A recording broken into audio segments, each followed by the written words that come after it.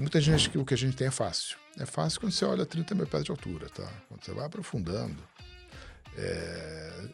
conta corrente. Pô, não é só um saldo que soma e subtrai? Se você olhar lá de cima é isso, mas aprofunda um pouco, Exato. tá? Aí você vê que eu nunca imaginava que era isso podia ser tão complexo antes de eu ter feito 3, tá? Então, já passei muita noite acordado. E o último que eu fiz 100% com AI, eu fiz muito rápido. A minha esposa falou assim, você não fez nesse tempo, você fez em 40 anos mais esse tempo. Porque foram 40 anos de experiência que você ficou Exatamente. teclando ali no prompt, né? E dizendo o que fazer.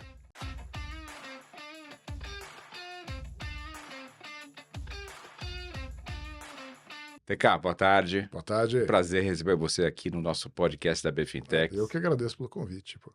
Muito obrigado mesmo, é um prazer. E mais ainda quando a gente tem a matéria agora fazendo parte desse hall de mantenedores na nossa associação. Finalmente, né? Finalmente, finalmente.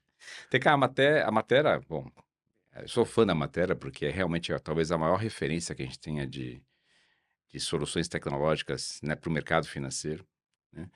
E vocês fazendo parte hoje da BFintex, né, para nós, além de ser uma honra, né, a gente também passa a ter, obviamente, uma responsabilidade muito grande, né?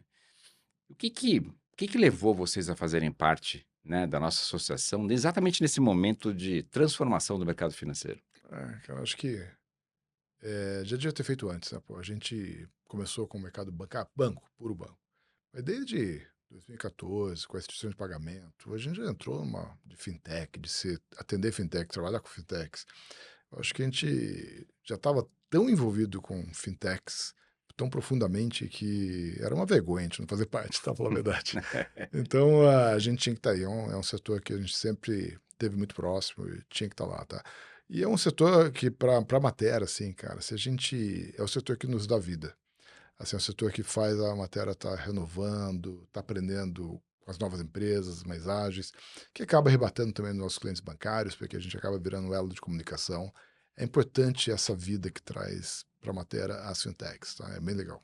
Que legal. Vocês são uma empresa totalmente, vamos dizer assim, madura, né, e estabelecida no mercado brasileiro, né, saindo hoje, já entrando no mercado norte-americano. E como é que você vê a sinergia, né, da matéria vamos dizer assim, num ecossistema de inovação como é a BFintex? Como é que você enxerga essa coexistência e essa sinergia? Cara, eu acho que o principal motivo para falar aí é inovação. Muitas vezes os bancos tradicionais, eles são meio mais safe followers, né? Alguns se dizem fast followers. Eles são raros bancos que tomam o risco de fazer uma coisa diferente, tá? Raras exceções, tem seu sandbox ali, né? A Fintech já tem isso no DNA, né? Então, Uhum. quando a gente criou o negócio de QR Code em 2015, foi uma fintech que virou nossa primeira cliente, não foi um banco. Viu ali, pô, isso aqui é legal, vamos fazer junto, tá? Então, a via de regra, quando a matéria quer inovar, quer fazer algo diferente, provavelmente vai ser uma fintech que vai trabalhar com a gente, tá? Então, é o lugar, porque senão a gente vai ficar com aquilo na prateleira por muito tempo, tá? E é uma forma de desovar, pôr em prática, pôr pra funcionar. Agora, toda a regulação além de instituições de pagamento, Pix, etc., agora tem tudo, stablecoin, cripto, blockchain. Quer dizer, você vai falar com um banco de fazer isso, não são todos bancos, eles acham que ainda não está regulado, né? Pessoa bem conservador. E uma fintech olha ali e fala, oba, vamos fazer. Né? Então, eu acho que o principal ponto de sinergia que eu vejo entre a matéria e a comunidade das fintechs é a experimentação, é fazer o novo, fazer o diferente e fazer aquilo que ninguém fez antes, tá? Que legal. E a gente sempre fala de core banking quando a gente fala de matéria, né? Quer dizer, como é que você vê o core banking do passado, né? Uhum. Qual que vai ser a evolução desse core banking para atender essas novas demandas de mercado daqui para frente? Cara, primeiro, mais leve, mais rápido, digital, disponível, né? Mas também muito mais amigo AI, tá? Eu não vejo nenhuma fintech que esteja fazendo suas coisas com desenvolvedores. Assim, se a fintech é uma empresa moderna, novinha, e gosta de fazer tudo, vai estar com um monte de agente de AI gerando soluções a velocidade incrível. E na hora que o modelo de AI quiser falar com o nosso core bank falar, não falo sua língua, cara, eles não vão querer usar o nosso core bank. Tá? Então a gente tem que estar aí conectado nesse mundo de AI para falar, Claude, você é bem-vindo. Fale com a gente, tá? Então a gente está criando skills aí tudo para as nossas APIs estarem documentadas, não para um ser humano ler a documentação, mas para o agente AI ler a documentação. E para que os nossos clientes consigam fazer inovação, criar suas coisas, ter sua criatividade aí, né? Eles fazem cada coisa, cara, é impressionante. Que a gente nunca imaginou que ia ser feito. E que façam de forma rápida. E na pegada da startup, e muitas vezes sem muito dinheiro, né? Ou seja, tem que ser ele mesmo, e o assistente AI dá uma ajuda para ele fazer com menos recursos. Mas o core banking tem que ser amigável, né? Senão, E parametrizável, é né? desável, Para tudo. conseguir atender a demanda de mercado mais rápido. Claro, claro. A ideia é que ele foque na inovação, foque no atendimento ao cliente final e não perca tempo com a burocracia, que não perca tempo com o regulatório. A gente entrega os relatórios do Banco Central, a gente faz tudo e ele conversa com a gente de uma forma ágil, tá? Ele não vai ter que ler. Porque senão ele fala, poxa, eu tinha que ler um book do Banco Central gigante, agora tem que ler um book da matéria gigante, né? Só trocou, o book é gigante do mesmo jeito. Então, a gente oferece para ele todo o modelo de inteligência artificial para que ele possa interagir com a matéria sem ter que ler book gigante nenhum, tá? Que legal. A gente fala muito de escalabilidade, né? Vou pegar um exemplo aqui do Pix, né? Produto 24/7, né? 24/7 e cada vez mais incorporando features, novas funcionalidades, etc e tal, com volumes crescentes, né? Uhum. Como é que você acha que a gente consegue compatibilizar essa infraestrutura que dá escalabilidade com a flexibilidade para criar coisas novas, para trazer novas funcionalidades, uma solução como o Pix Tá. ou qualquer outra solução? Cara, na matéria, tipo, a gente fez um Ledger Real-Time novo, que é o Digital Twin, tem uma versão simplificada dele, também para bancos menores, e ele concentra grande parte das complexidades que tem no modelo de alta performance, tá? Então, o top que ele fez um teste foi 41 mil transações por segundo, num ambiente com 140 milhões de contas cadastradas, tá? Quando você chega no volume desse, você tem tantos corner cases, tantas situações de possível fuga de dinheiro se não tiver tudo bem resolvido. Não é uma coisa regulatória, mas é uma coisa tão crítica que eu tenho que encapsular isso para a fintech. Ou seja, olha, tem uma caixa preta aqui, tem uma API que acredita, debita e acredite, ela vai dar certo. Ou seja, aguenta a performance e tal. Porque daí eu compatibilizo essa questão. Eu tenho uma parte sólida que está encapsulada num bloco que é crítico. Mas daí em torno disso vem a inovação. Então a inovação vem em coisas que estão sendo feitas ao redor disso, onde eles contam. É qual o AI faz software, mas ninguém chega no software. Faz um novo Windows para mim, ou faz um novo Linux para mim, né? A gente faz coisas em cima do Linux, em cima do Windows. E a gente quer a matéria, quer que as fintechs façam coisas em cima da matéria também, tá? Que veja a matéria como uma plataforma Uhum. onde a gente resolve, assim como o Linux resolve várias coisas críticas para o desenvolvedor, e a gente só faz o software em cima do Linux, do banco de dados, do MySQL, do Postgre, do Oracle e tal, que também faça em cima da matéria. Ou seja, a matéria vai te oferecer uma série de coisas resolvidas que o setor bancário exige, está tudo prontinho, use as APIs, tá? Com o seu agente. Então, a gente encapsulando essa complexidade, a alta escalabilidade, alta disponibilidade, se cai, a gente tem até a solução que se um provedor de nuvem morrer, o outro provedor de nuvem vai estar atualizado, tá? Sem ter perda de número de dados. E daí a fintech pode só se preocupar naquilo que interessa, que é a experiência do uso, o que vai, que produto vai ser oferecido. Porque ninguém compra alta disponibilidade. O usuário final compra inicialmente um produto bacana. Sem dúvida. O que não pode é sair do ar, né? Uhum. Depois, então a gente garante que não vai sair do ar, que vai ficar estável. Tem até Mas uma tendência de personalização, né, extrema do exato, serviço, para exato. criar diferenciação competitiva e tal. Isso é para o nosso cliente, isso é para a fintech, tá? O que a gente quer é uma plataforma para ele, para a fintech, para que Uhum. ela não gaste tempo refazendo ledger, refazendo contabilidade. Esse total domínio da tecnologia pela fintech chega num limite que deixa de ser domínio para ser lastro, começa a gerar atraso. Ele, em vez de estar focado em se diferenciar do seu cliente, oferecendo algo melhor para o cliente final, ele fica preocupado em atender a nova regulação do Banco Central, que sai uma todo mês, né? E perde o foco no cliente, tá? E falando em regulação, né, quer dizer, a gente tem aí o Open Finance, né, que já Uhum, tem algumas dezenas de milhões de pessoas já com consentimento, uhum, etc. E outras regulações virão, tal. Qual que é o impacto, não só do Open Finance, mas o que vem aí na arquitetura dos sistemas financeiros, diria assim? Veio um monte, cara. Isso é impressionante. Toda a parte de reforma tributária está tendo um impacto incrível, tá? O CNPJ alfanumérico foi quase que um bug do milênio aqui pra gente, tá? Então, Mercado assim, escritural, né? cara, é muita coisa, tá? O Banco Central ficou no inverno aí, no período, mas parece que eles saíram com backlog e começaram a desovar tudo, né?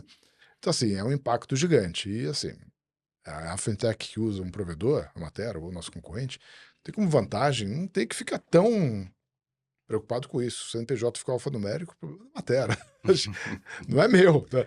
Então a gente está aí resolvendo, seguindo atrás, tá? Então, assim, não dá para ignorar, tá? Você pode achar que é. E muita gente acha que o que a gente tem é fácil. É fácil quando você olha 30 mil pés de altura, tá? Quando você vai aprofundando, conta corrente. Pô, não é só um saldo que soma e subtrai? Se você olhar lá de cima é isso, mas aprofunda um pouco, Exato. tá? Daí você vê que tem. Eu nunca imaginava que era tão. Isso podia ser tão complexo antes de eu ter feito três, tá? Então.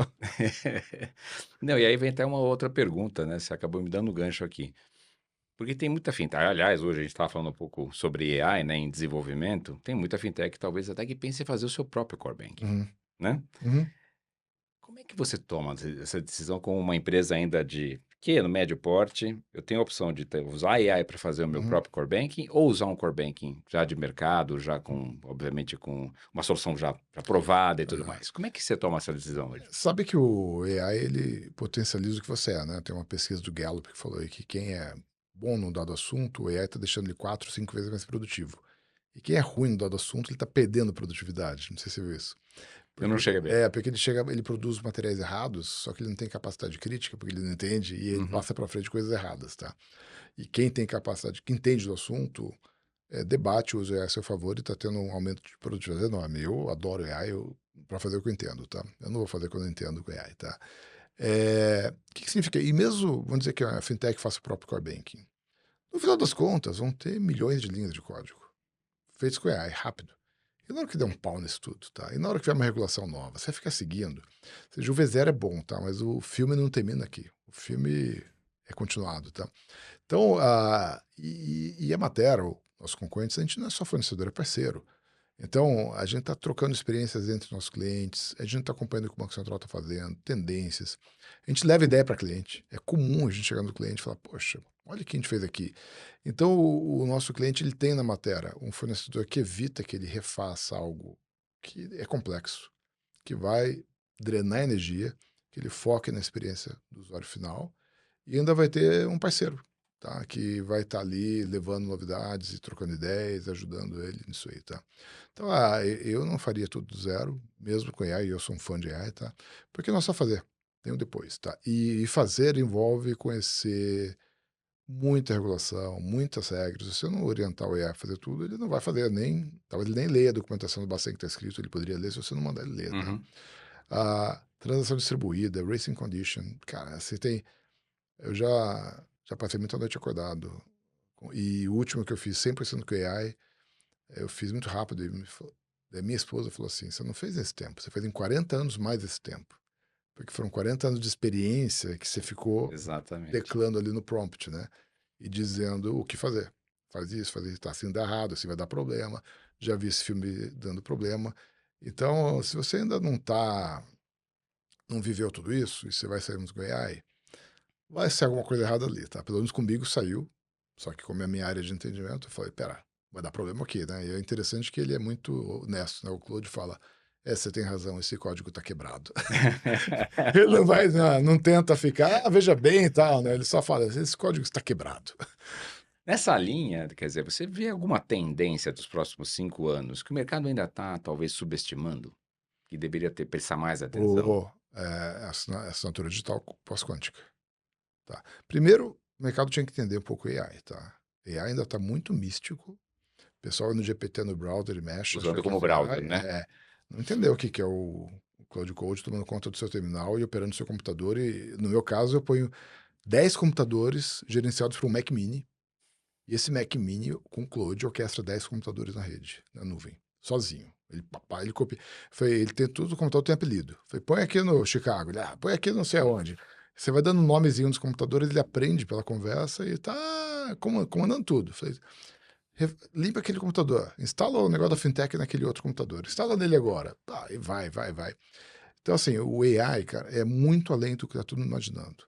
E na área nossa de desenvolvimento de produto, em particular, não é para fazer jabá aqui não, mas o Opus está bem à frente dos outros, tá? Então, quem está tendo experiência com outros está vendo uma alucinação, está achando que AI não é tudo isso ainda. Quem está mexendo com o Opus está vendo... Comigo ele não alucinou até hoje. Sim, impressionante, cara. É muito bom.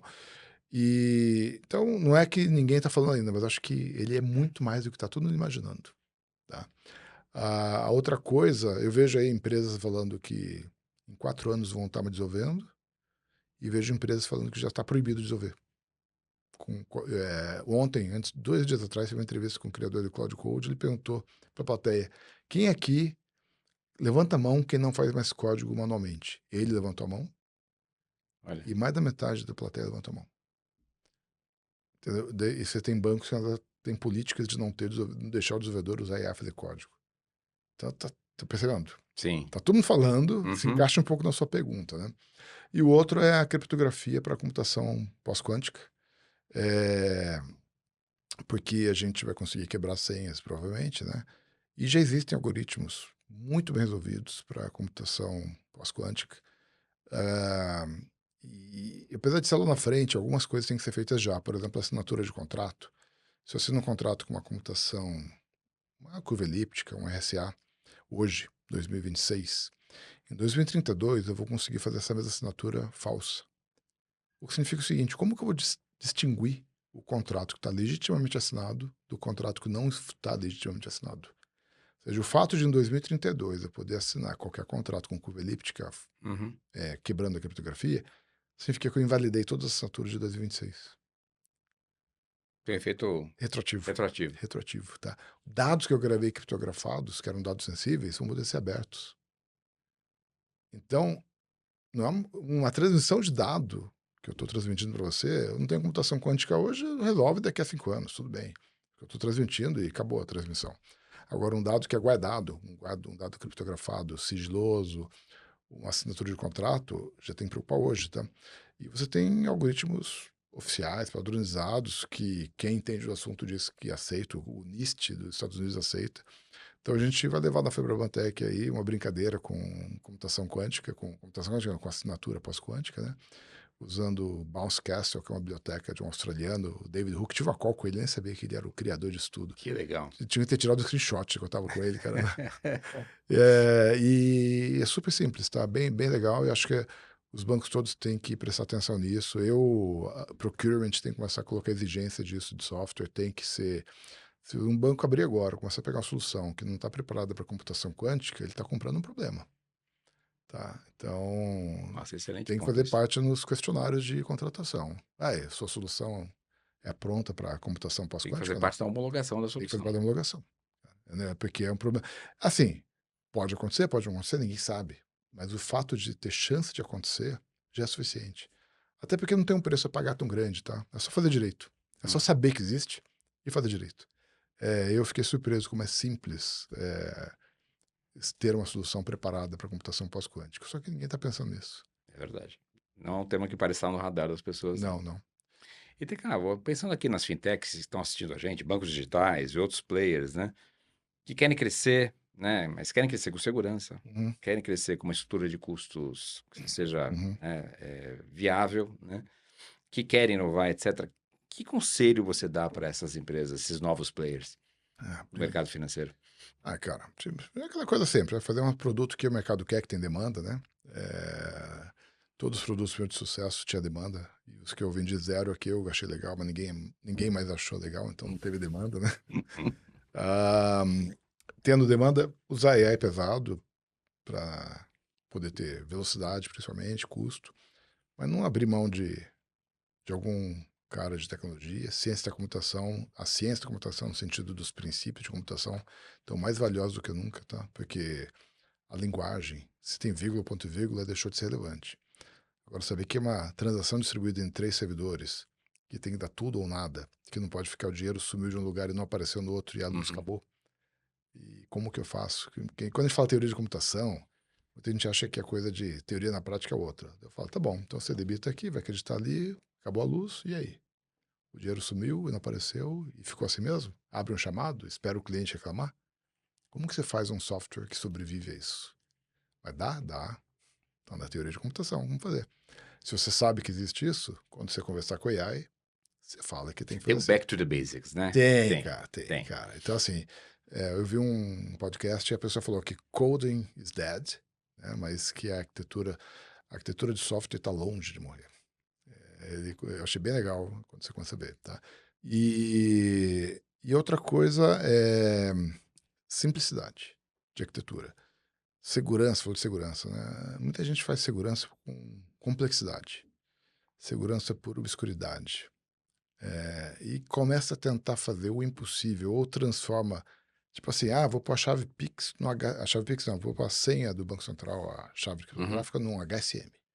Tá bom. Então significa o seguinte, eu não consigo mais roubar a chave. Legal. Daí eu vou entrar no seu servidor e vou começar a mandar Pix roubando a sua conta API, sem roubar a sua chave, porque eu estou dentro do seu servidor, Sim. eu peço para o seu servidor pedir para sua máquina assinar. Aí sua máquina assina para mim e eu roubo o seu dinheiro. O que adiantou você colocar sua chave dentro do cofre se eu posso pedir para o cofre assinar? Ou seja, você só evitou que eu leve para o outro servidor, que já fizeram isso, né? Mas, poxa, mas como que resolvo isso? Tem solução, tá? E aí, pô, e se alguém invadir o seu código e alterar o código para quando o destino for, alguém multiplica por 10 o valor do Pix? Eu vou ter que ficar olhando toda a linha de código todo dia? Não, necessariamente. E aí tem soluções simples, que é tipo assim, como que eu garanto que está saindo? Eu falo, pô, você vai no atacadão lá, nos atacados, você vai sair com o carrinho, não tem um cara lá que fica olhando se o que está dentro do carrinho bate com o recibo? Uhum. Ele acompanha a sua jornada? Ele andou com você no supermercado inteiro? Ele viu você no caixa? Só tem na saída. Tem compra, tem recibo. Tem compra, tem Exato. recibo, sai. Dá para fazer mais coisa no banco.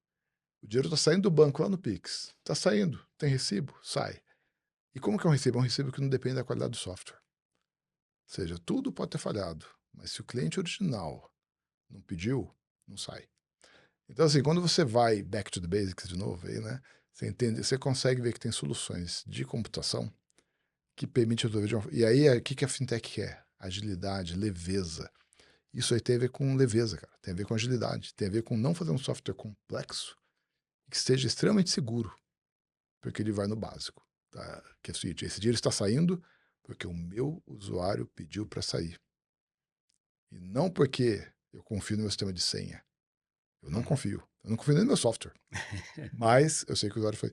E um exemplo bem legal são os blockchains. As APIs do blockchain estão lá, eles são públicos. Qual que é o firewall? E por que ninguém rouba dinheiro? Porque a transação é assinada. Não é porque a API é protegida. Qualquer um pode chamar a API do Solana. Mas se eu não chamar a API da Solana, passando na mensagem uma transação assinada digitalmente, o Solana ignora. Entendeu? Então, você vê que é um outro jeito de proteger. Sem dúvida. E é um jeito mais simples. Tá? Então, o conselho para as fintechs é tenha bons arquitetos de software, tenha bons caras de tecnologia, muita AI, e gasta o tutano humano para fazer essas arquiteturas e fazer uma coisa, e conta com a gente como parceiro para fazer isso acontecer na sua fintech também, tá? Não, sem dúvida. É bom. Meu amigo Carlos Neto, nosso, né, também conhecido como TK. Primeiro, muito obrigado aí pela tua Tá bom. participação. Dá para ficar horas Dá, escutando dá. aqui. Ainda mais da gente, né? Horas Ainda mais da escutando gente, já aqui, tá? ficamos horas. E a gente quer realmente trazer, né, agora essa participação da matéria, né, para realmente nos ajudar, inclusive, a evoluir o nosso ecossistema, tá? Então, realmente a gente conta muito com a parceria de vocês. Muito Legal. obrigado. Obrigado pelo convite aí, obrigado pelo papo.